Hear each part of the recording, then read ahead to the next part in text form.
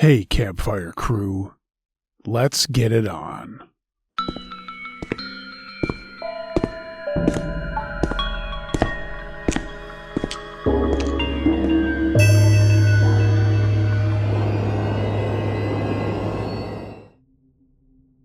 The Apartment in the Fields by Frozen Hermit. This happened around 2018. For context, a buddy of mine, I'll call him KG, used to be our group's ladies' man, and it wasn't uncommon for him to want to go to meet up with someone during the night. This night in particular was no different. Some girl messaged him on a dating app and invited him to go hang out. He told her he was with a friend but would be free in a few hours, and she said, no problem. Just bring him with us so we can all smoke and just hang out. I was fine with it, and she gave KG the address. The place was an apartment about an hour away, and we got into the truck and headed over. The drive was 30 minutes down the highway, followed by 45 minutes of nothing but gravel roads and fields. I distinctly remember that we joked about how it felt like we were in an alternate dimension. Zero light, no houses, and I don't remember seeing a speed limit or stop sign for most of the drive. Once we arrived, it was extremely ominous. A single yellow light hung over a single apartment building that probably only had about 3 units. The place looked old and borderline abandoned, and the girl who I'll call M was standing out there waiting for us. I couldn't make out any features, as all I saw from the car was a silhouette. We got out and she let us inside. KG seemed uncomfortable when he saw her, but was playing it off. I noticed that she was considerably older than us and was not the type KG would normally go for. To be entirely honest, she looked cracked out. Her face was covered in the marks you see when stimulant users obsessively pick their faces. Regardless, we got in her apartment and shit was off immediately. The place was bare. A single couch lined with plastic and a TV sat in the living room, and the kitchen cabinets were all empty and many were just open. For some reason, I also remember Bob's Burgers playing at an ungodly volume on the TV. M had a couple of blunts already rolled up, and I got to breaking down our share to roll.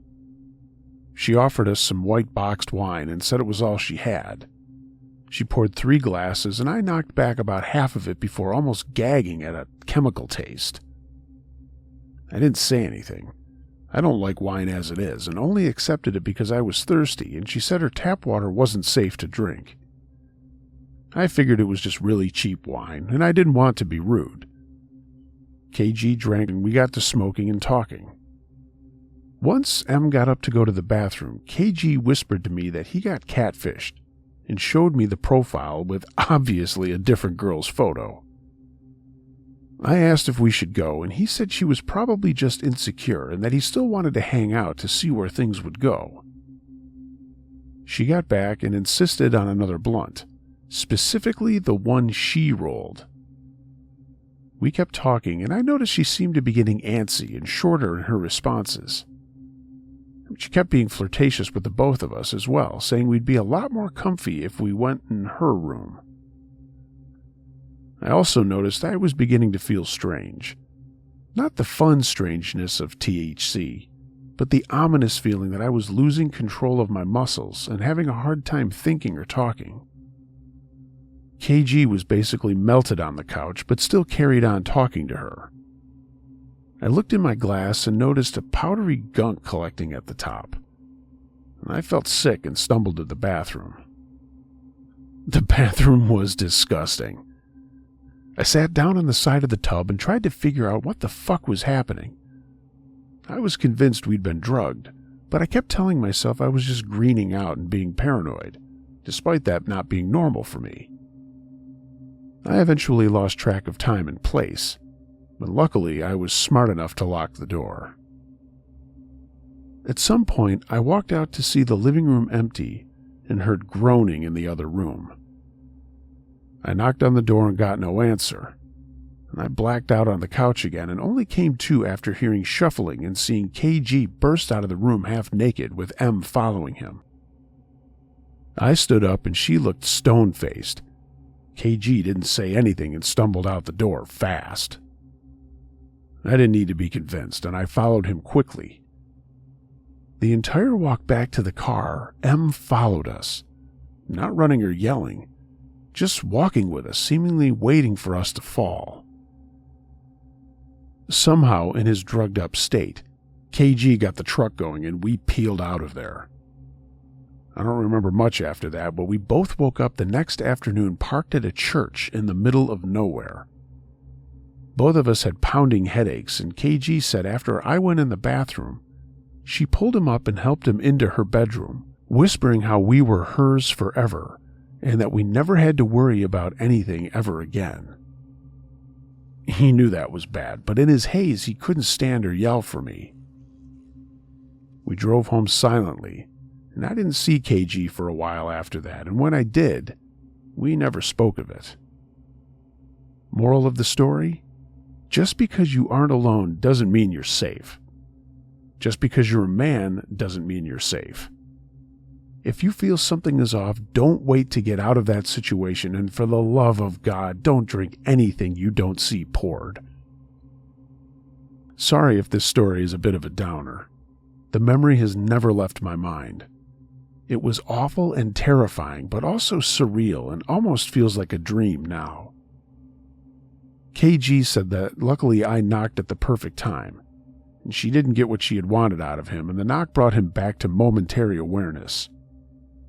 Things could have been a lot worse, but I'll never forget what happened in that apartment in the fields.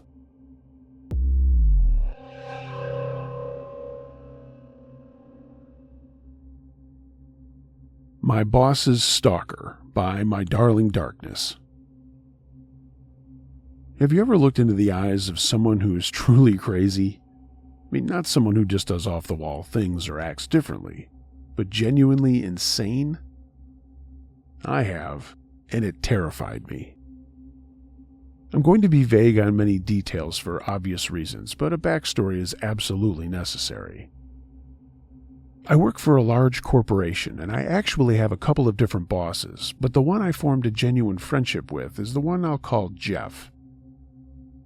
Jeff is a very laid-back, go-with-the-flow type of guy with a great sense of humor. I should also explain that he's single with no children. Not long after I started working with the company, we became friends, and he often stopped by my desk to chat. It was about a year ago that he stopped by one morning, and I immediately knew he was not himself.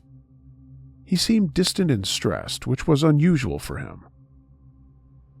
When I asked him what was wrong, he told me he needed to speak with me about a situation. And of course, I was immediately concerned and urged him to go on. He explained that a few years before, long before I started at the company, another woman had began working at the company. She was not in our department, but did work within our company that required her to interact with leadership in our area, including Jeff. From this point on, I'll call her Lauren. He explained that his interactions with Lauren were not often, but she was polite and professional when they did need to speak. He said she worked for the company for less than a year and then left as she announced she was getting married and moving. That was that. He didn't encounter her again until a couple of weeks prior, when he received a friend request from her on social media. He said he didn't think much of it and accepted it as he was Facebook friends with many colleagues, both past and present. She then messaged him later on after accepting the request. He accepted the request. He said he chatted with her initially as she seemed to just want to catch up. He had learned she had divorced and wanted to move back to our town.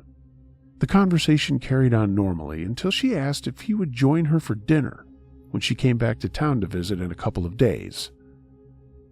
Jeff explained and politely declined her offer, and at first she took it well. Then it all went downhill from there. He stopped responding shortly after declining the dinner invitation, and within a few hours he received erratic and insulting messages from her. Everything from calling him a wimpy bitch to saying she was the best thing he could hope for, and he'd blown any chance with her. He even let me read some of those messages myself. He honestly felt they were drunk texts, but they still bothered him and he blocked her. He figured that would be the end of it. How very wrong he was. She then began emailing both his personal and work emails, pleading for another chance, saying that she had been drunk and didn't mean what she had said, saying she needed to see him, and so on. I got to read a lot of those myself when I would later be asked to print them off for him for evidence. The reason he brought this up to me that particular day was because he had received a message request from Lauren's sister, saying she needed to talk to him about Lauren and it was urgent. He accepted and responded to who I'll call Beth. Beth told him that something had snapped in Lauren when she went through her divorce and she became fixated on a man she called Jeff. Beth explained she had tried to talk some sense into Lauren when everything fizzled out with the initial conversation with Jeff, but Lauren wasn't having it. Lauren told Beth that Jeff was her soulmate and she was going after him. All of this led to Beth explaining that Lauren had flown into our town and was staying at a hotel close to our company and was planning on coming to see Jeff at work. Jeff said that he found out what Beth said was true when he came in and found Lauren standing outside his office. She immediately ran to him when she saw him and pulled him into an awkward hug. And Jeff said he smelled booze on her breath, and he immediately pulled away.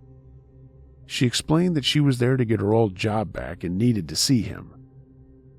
She also brought him gifts, including gift cards, snacks, and a picture of herself. Jeff initially refused the gifts, but she became more forceful and insisted that he keep them.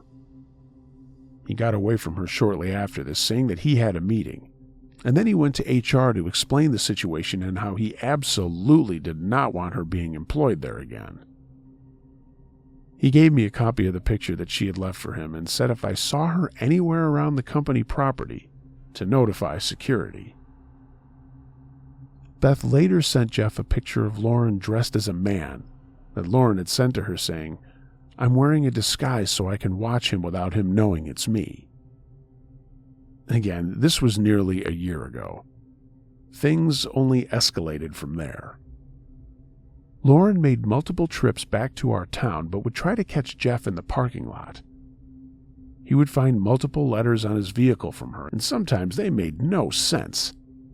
She once left him 2 letters that said the exact same thing, word for word, but one was in cursive and one was in print.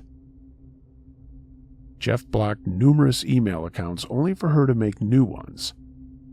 She always professed her love for him and begged him to want her, stating that she had made him her beneficiary if anything happened to her.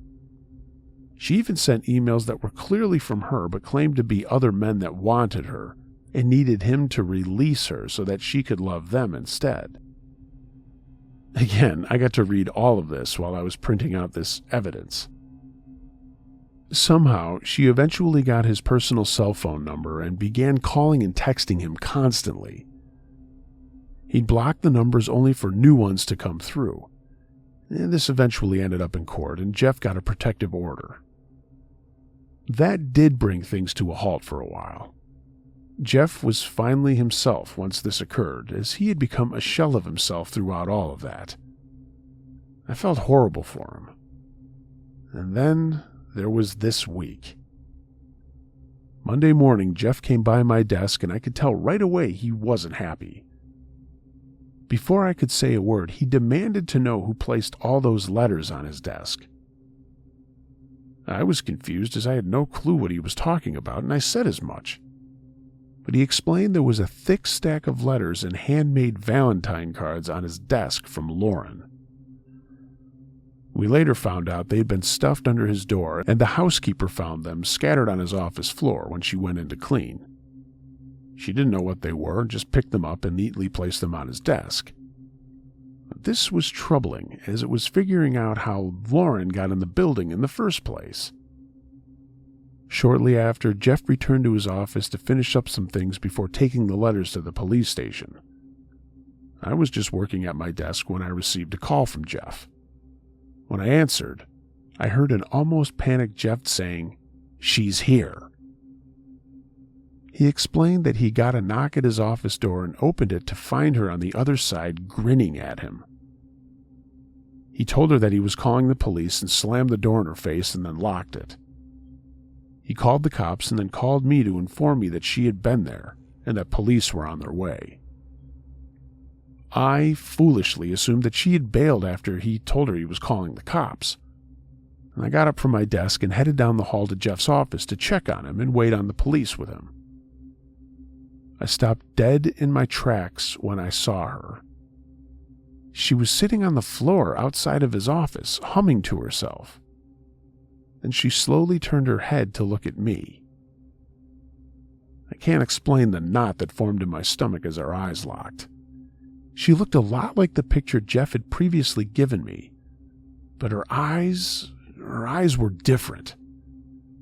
They were dark. There wasn't that lively spark that you most of the time see in people's eyes. It was like they were hollow, void of any normalcy.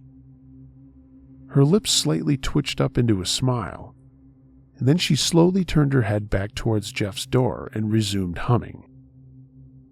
I booked it. I absolutely darted back to my desk. Thankfully, the police arrived shortly after. She didn't put up a fight. Lauren calmly allowed them to arrest her and walked away willingly with them. Still humming, they informed us later. Lauren is still in jail for violating the protective order. Jeff and myself are both still very shaken by this experience.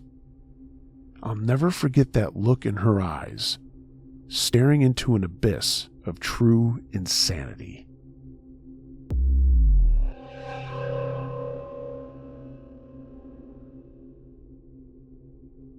Using a Ouija Board, submitted by SEB94. It's been 2 years since I was a complete idiot and messed around with a Ouija board. I was 15 at the time, and now I'm age 17. I look back and I just don't know what I was thinking. I don't claim to know everything now, but I feel my experiences have matured me to an extent that I might not have reached had I not gone through what I did. What happened is something that I still feel like came out of a horror movie, and I still have nightmares about it. I actually did go to a minister for advice. For the sake of people in the town I grew up in, I've moved from there now, but I will go into more detail on that shortly. I'm not going to say the name of the town or what type of church I visited, but I discovered that it was not what it claimed to be. Instead of going to the main minister of the church my grandparents went to, I decided to visit this other church across town, so that whoever I spoke to wouldn't tell my family. No one really knew what time Mass was, so I showed up at around 5 in the afternoon because I figured services would be over, and I could meet with the minister privately. I walked into the small front area and found it empty, but I heard a voice, so I walked back into the minister's private room. What I saw there is hard to recount. Even sitting here typing this, I feel sick to remember it, but I feel it needs to be said. The minister was standing in a small group of people who were sitting in a circle, and in the middle was a woman writhing like she was in agony. Her eyes were rolled back in her head, and her hair was wild like she'd been tearing at it, and her back was bent in an unnatural angle. As soon as I entered the room, she started shrieking like some sort of wounded animal, pointing at me and then speaking in a voice that just couldn't have been her own, and in a language that certainly was not English or anything else I've ever heard. I ran for my life, absolutely terrified. I haven't said a word about what I saw to anyone, too afraid that it would result in some kind of old world witch hunt throughout the town. For example, in the circle was a woman that used to be at my grandparents' house every weekend for card games. How could I tell anyone that her friends and neighbors were into whatever the hell that was? I know this sounds unrealistic, and maybe like a horror movie, but I swear to God, this is all real. It's another point I'd like to make. Before what I went through, I was skeptic in pretty much everything. Even now, I still don't attend church, but I'm devout in my faith and I pray every morning and every night, and practically throughout every day. When I saw what those people were doing in that church, I still don't know what it was, demonic possession, seance, witchcraft, I honestly don't know. I went into sort of a shell. I was depressed and everyone saw a change in me, and I came dangerously close to taking my own life. What I saw wasn't the worst of it either. The demonic presence that attached me through using a Ouija board, I believe that's what it is now, kept growing stronger. My mother believed I was self-mutilating because of all the cuts, burns, and bruises on my body. But I'm telling you, it was not me. It was all that thing. I didn't sleep for days at a time. When it was dark in my room and I was alone, this thing would lay down in bed next to me and whisper disgusting things. It said it was going to rape my mother and sister and make me watch, then kill them and do the same to me. Sometimes it would choke me until I was on the brink of suffocation, and I would cry out so loudly that my mother would come in, and then it would leave. Honestly, she thought I was going crazy, and so did I. This thing tore my room apart constantly. I gave up trying to clean things up, and so did my mother. All of my books and old stuffed animals were destroyed, same as my blankets and pillows, and I ended up sleeping on a bare mattress even when it was freezing in the middle of winter. This thing attacked me continuously for 6 more months. There's only one picture of me from that time, and I look like a completely different person. My sister took it and showed it to me after we had moved, and I almost laughed. I had lost a good 15 to 20 pounds, was covered in bruises and looked dirty and tired, but there was an unmistakable shadow behind me on the wall that couldn't have been mine. I kept that picture so I can remember what I've been through for the times when I want to think this was all a bad dream. Just before my junior year of high school was going to start, my mother decided I was acting so strange because I didn't like my friends, even though I had none since everything started, and decided to move away. Almost as soon as we crossed the town line, I felt a weight lifted off of me, and I started crying and laughing so hard my mom pulled over.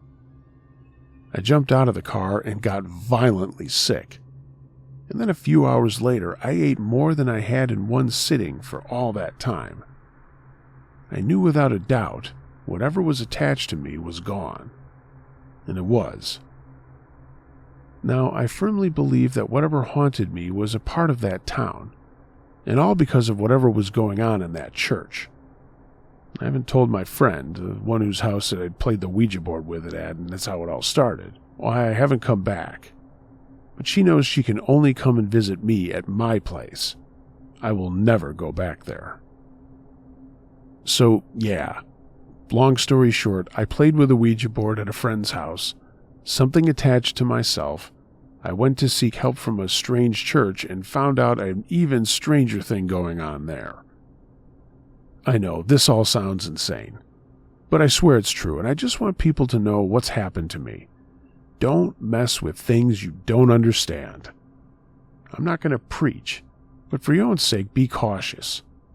If I had listened to a lot of people who told me to not mess with a Ouija board and even relied on my own survival instincts, I might have been spared from this horrific experience. But then again, I'm almost glad it did happen. I am who I am because of it, and I think that I'm sensitive to paranormal things now. I'm not claiming I'm a medium or anything, but sometimes I do feel and hear things others around me don't. I often think about that place I used to live in, but the honest truth is, I don't want to know more about that town and the things that are in it. I try to make sure that I just keep it in my past.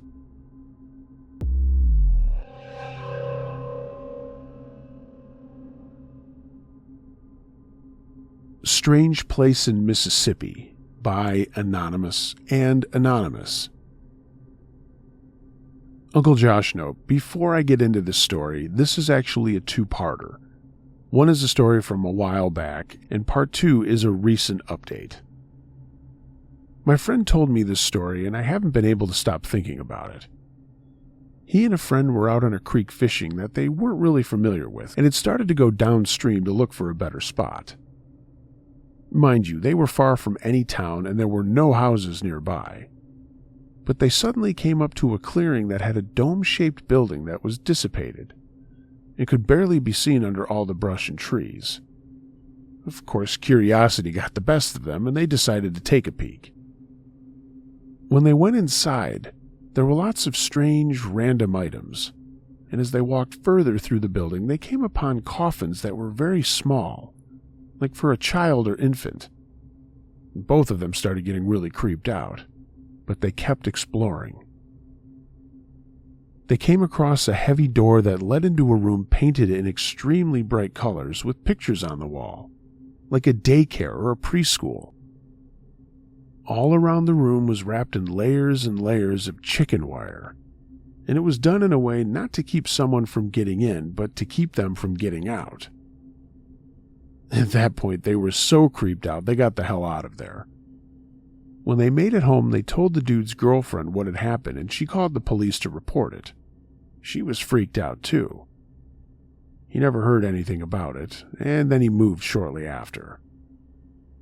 He says it's been on his mind often since then, and when he talks about it, you can see he's genuinely freaked out by what he saw, and he doesn't scare easily. After investigating further, I found out a few details were wrong. So, there was a dome building, a trailer, and 1 or 2 tiny house-type things. The room with the baby caskets had gurneys in it also. Part 2, an update. I am not the OP, but I do live in the town where the story took place and have been in contact with the OP as we've unraveled some of the mystery. I'm going to keep some of the details vague in order to protect the identities of the innocent. Through conversations and local research, the OP and I were able to figure out the exact location where this took place. Although I've made 3 exploration trips into the woods, I haven't been able to see any of it with my own eyes because it's all gone now. However, I was able to speak with some people familiar with the guy who once owned the place and confirmed that the location was correct, and that the story was, in fact, true. Those were some very interesting conversations. I spoke both directly and indirectly with a total of 8 people, including a cousin whose father had some business dealings with the guy who owned the place, a handful of neighbors, and most interestingly, the current landowner who demolished all of the derelict buildings and hauled off all the trash and junk. He saw things that he couldn't explain and doesn't even know if he wants an explanation. 3 people said they thought the guy was inbred. His wife, too. Nice people, but something was just very off about them. They weren't deliverance creepy, but creepy nonetheless. My cousin said that as a kid he wasn't particularly scared of the guy, but had a strong inclination to refrain from being alone with him. The guy was also a hoarder, a very extreme hoarder. He was always wheeling and dealing and acquiring piles of useless junk while refusing to throw anything away. The current landowner found some of the kids' coffins in the living room of the abandoned house, along with another brightly painted room containing a bunch of books on anatomy and voodoo. For a while, he thought the land was cursed or something. During the cleanup, his almost new tractor had a whole slew of unexplainable mechanical difficulties, and his wife always had an uneasy feeling on the property, and would often catch herself just staring into the woods for no good reason. Neither of them found the chicken wire building, but one of the neighbors vaguely remembered it and said he just assumed it was a chicken coop. He knew the family was different, so he never really questioned why someone would have a brightly painted chicken house with pictures on the walls. None of the neighbors knew about the kids' coffins, but they weren't surprised about it either when they found out. They assumed it was just more useless junk this guy was prone to acquiring. I was told that the property was finally condemned since it was completely trashed, dilapidated, and not safe for human occupancy. One thing will always remain a creepy mystery, though. The current landowner had once found a peculiar small structure right outside the back door of the dilapidated old house. It was about 4 feet tall, 4 feet wide, and 6 feet long. It was solidly built and had a big padlock on the door. Inside was nothing but a twin-size mattress on the floor. Did someone sleep there? Did the guy use it for punishing his kids? Was it a permanent residence for a child born so deformed that his mere existence was a closely guarded family secret? I don't have any of the answers, and I don't think I want to know either.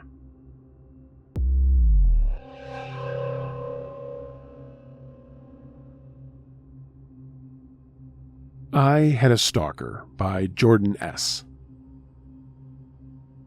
This happened to me 3 years ago now, and yes, before you say anything about me being a woman or overreacting to jump on the trend of having a stalker, yeah, I actually did have one.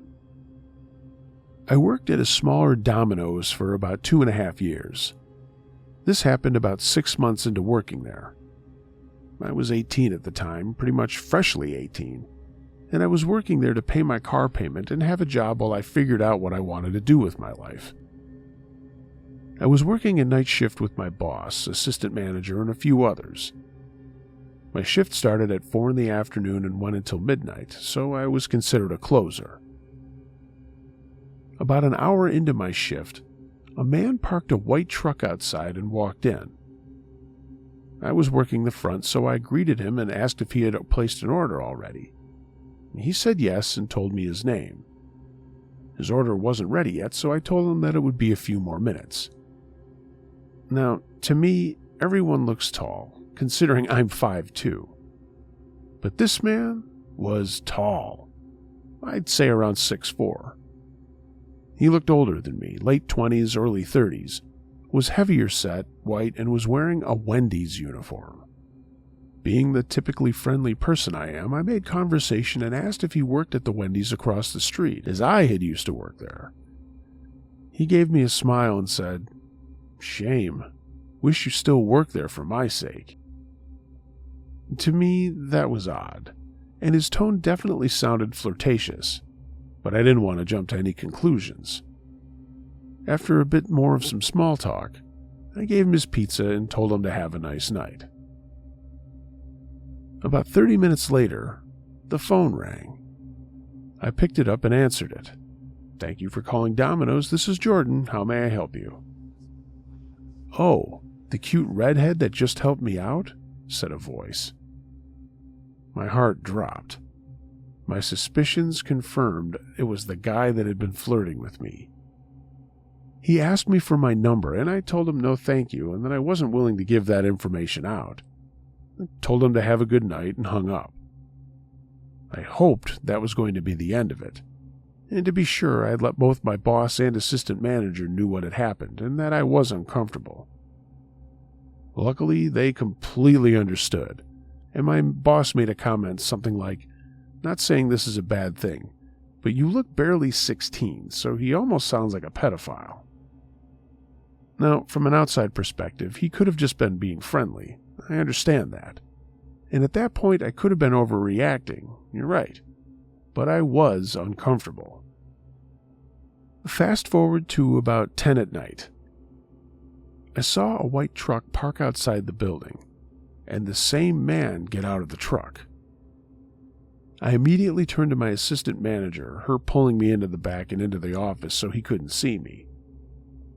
My boss approached the guy and asked him what he needed, but the guy just kept looking around for me. I could see all of this happening because the office had a window that sort of acted like a one-way mirror.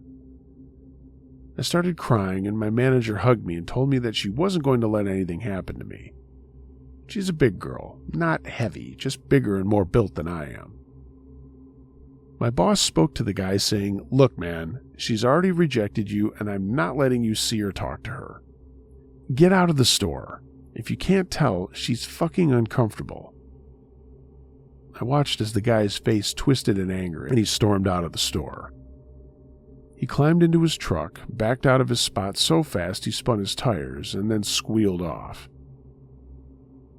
I let out a sigh of relief, my boss coming to the back to check on me and let me know that I was safe.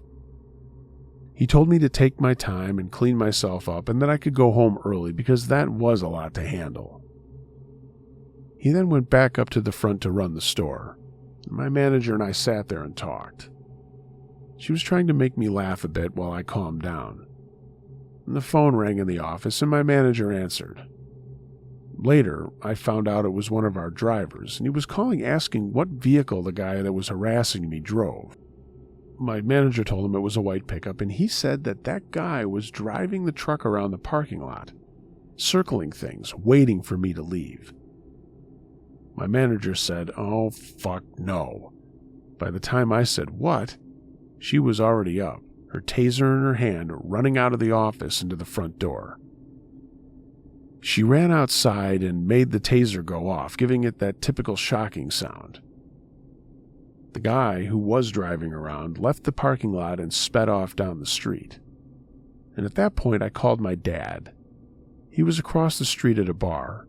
No, he's not an alcoholic. He just enjoys throwing darts on Friday nights. I told him to come to my work and follow me home because this creepy guy was freaking me out. My dad got there quickly, gave me his keys, and told me to drive his car. He'd drive mine home in case the guy knew what car was mine. I drove home with no issues, but I barely slept that night. For the next month, this guy would park in the parking lot next to my car for hours, waiting for me to leave the store. I never left while he was there, and eventually he stopped parking and just circled the parking lot and building a few times every day. 3 months later, it finally stopped, and nothing has happened since. If you're going to take anything from this, just know that even with the very little interaction I had with this guy, my gut was right, that he was a scary guy. Always trust your gut. Now I carry a knife with me at all times, and I refuse to leave my night job without someone walking me to my car. I don't work at that store anymore, but that incident still haunts me.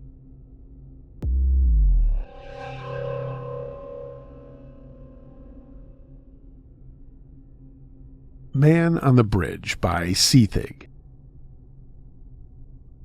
I recently saw a post about men on a bridge that reminded me of something that happened to me and my friends about 5 years ago.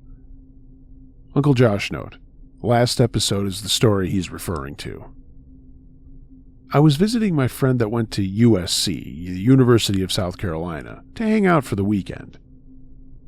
After a long day of drinking and parties, we decided to unwind and smoke a joint at the park. This was probably around 9 or 10 p.m., so it was already dark outside. We eventually got to the park after about a 15-minute walk and looked for a bench next to the river this park runs next to. The bench we were planning on smoking at had a couple there, so we kept on walking so as not to disturb them. My friend told me if we kept walking, we'd make it to a bridge and could smoke on that while overlooking the river. If you're familiar with this area, you probably know exactly what rusty bridge I'm referring to. We got to the edge of the bridge and walked maybe 30 feet or so onto it so we could run off it if a train came from the other side, since there was no room to stand on the bridge when a train did come. We started rolling up, and right as we finished, we saw a light in the distance. This was weird to us since it was coming from the wrong way a train would be coming, and the light was swaying slightly. Our first thought was that it could be a park ranger, so we quickly hid the J under one of the wooden cross ties. As the light got closer, we realized it was indeed a man, but not in any type of uniform to indicate that he was a park ranger. The light he was holding was an old-looking lantern creaking as it swayed in the wind. He was dressed in a tattered jacket with a gray blanket draped over his shoulders. The best I can describe this guy was like the man on top of the train from the Polar Express. Yeah, this was a weird encounter, especially around midnight. But there were a lot of homeless people in the area, so we were kind of relieved it wasn't the police. The only part that was throwing us off was that he was walking in the direction straight across the bridge. The man got about 10 feet away from us, and I just casually said, "Hey, what's up?" And just didn't want to make it super awkward as he walked by. But he continued walking without saying a word until he was right in front of us. Then he turned his head to look at us, smiled, and kept walking. That creeped me and my friend the fuck out, and we just sat there in silence, waiting for him to get far enough away so we could talk about what had just happened. As the man got about 10 feet past us, the lantern flicked off, and we heard him start full sprinting across the bridge. We couldn't see him at that point since it was pitch black, but we heard the fading sounds of gravel as he ran away. Before we even had a chance to contemplate what the fuck was happening, we saw a light from the other end of the bridge. But that time it was actually a train. So we grabbed our J and lighter and ran off the tracks as the train flew by. To this day, we have no idea who the man was or what happened once he had turned his lantern off. There was no physical way he could have run across that 1,000-foot bridge before the train showed up. I mean, especially in pitch black.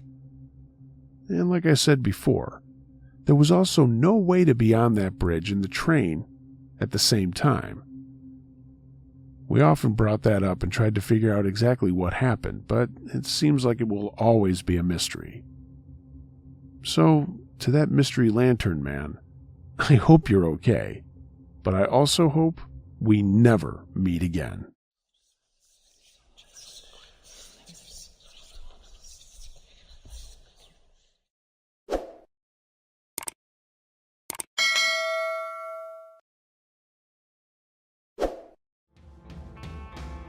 Hey gang, thanks for listening to this episode of Uncle Josh's True Scary Stories.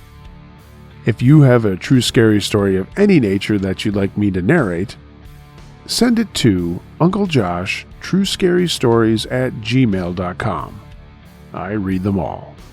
If you're checking this out on YouTube and you like what you heard, please give the video a thumbs up and leave a comment below. I'd like to know what you thought of the stories.